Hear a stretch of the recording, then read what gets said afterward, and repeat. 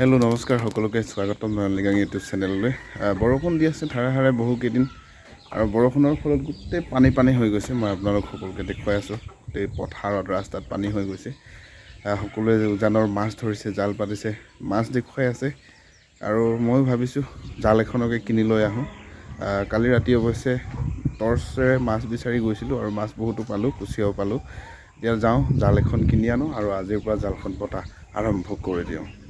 গোটেই ৰাস্তাটো বৰষুণ পৰি অৱস্থা নাই, গিলগিলীয়া হৈ গ'ল। ইয়াতে বাইকখন লৈ ওলাই যাব লাগিব এতিয়া। এইফালে দেখিছে গোটেই পানী হৈ গ'ল আৰু জাল দুখন পালোঁ, এখন 25 আৰু এখন 30 লৈ আহিছোঁ। আজিৰ পৰা পতা আৰম্ভ কৰি দিম আৰু আপোনালোকক দেখুৱাই আছোঁ কিমান মাছ পাওঁ। চাই থাকক আমাৰ ভিডিঅ'টো শেষলৈকে।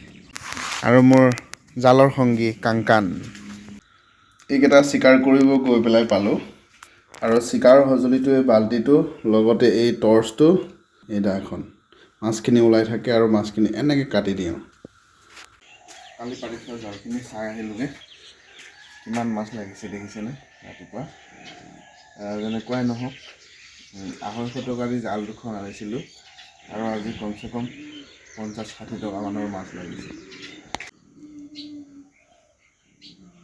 প্ৰথম দিনা পাতি ইমানখিনি মাছ পালোঁ আৰু কাইলৈৰ পৰা মাছ পাম নে নাপাম ঠিক নাই, বৰষুণ এৰিব নিচিনা লাগিছে। উজানৰ দিনত সকলোৱে মাছ ধৰে, আমিও ধৰিলোঁ সেইবাবে।